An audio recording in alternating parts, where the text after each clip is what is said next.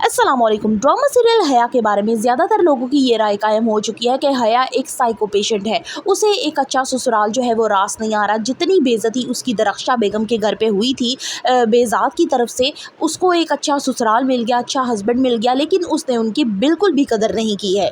हया अपनी हर एक महरूमी का बदला मुबारक मस्तूर के घर से निकाल रही है।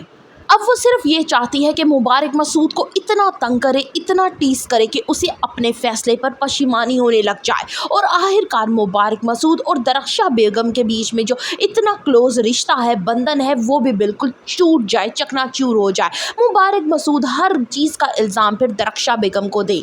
हया अच्छे तरीके से जानती है कि रिफ़त और साइमा की अच्छी खासी बॉन्डिंग है, लेकिन वो जानबूझ के इनमें अब तफरका डाल रही है, इनके बीच में लड़ाई डलवाने की कोशिश कर रही है कि तुमको बेऔलादी का ताना दे रही है तुम्हारी जेठानी। लेकिन अब आइंदा आने वाली एपिसोड में दिखाया जाएगा कि दोनों में अब आहिस्ता आहिस्ता दूरियां पैदा होना शुरू हो जाएगी और जो हया का मकसद है वो उसमें कामयाब होना शुरू हो जाएगी। हया ये बात तो अच्छी तरीके से जानती है कि इरम रोहान में इंटरेस्टेड है, इसलिए जानबूझकर हया उसको टीस करती है, उसको तकलीफ पहुंचाती है। इसलिए वो अब अपनी माँ के पास आती है और कहती है कि आपकी वजह से मुझे अब इस घर में कोई मेरी पोजीशन नहीं है, बिल्कुल मैं डाउन होकर रह गई हूँ। अगर आपने वो गलती ना की होती तो आज हमारा भी कोई मुकाम होता, मुस्तकबिल होता।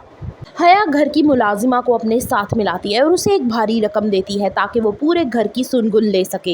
हया देखती है कि घर में हर कोई मुबारक मस्तूर के हुक्म के ताबे है। ना सिर्फ घर में बल्कि बाहर के लोग भी अपने फैसले करवाने के लिए उसके पास आते हैं। यहाँ तक कि वो उसकी गद्दी पे बैठती है और कहती है कि देखो मुबारक मस्तूर, अब मैं तुम्हारा पत्ता कितनी जल्दी काटती हूँ। यहाँ तक कि अब उसकी कोशिश है कि वो मुबारक मस्तूर की जगह लेगी, लेकिन वो किस तरह से वो आइंदा आने वाली साथ में आप देखेंगे। ये कोई फ्रस्ट्रेशन निकाल रही है, अपना गुस्सा निकाल रही है घर वालों पे। हया को जैसे ही पता चलता है कि इरम रोहान से मोहब्बत करती है, वो उसके पीछे पड़ जाती है और उसे साफ साफ कहती है कि मेरे शोहर के इर्द गिर्द मंडलाना बंद करो, वरना तुम्हें इस घर से चलता करूंगी। आने वाली एक साथ बहुत ही दिलचस्प होने वाली है। सो फर्दर रिव्यूज ऑफ हया, kindly subscribe my channel and like the video.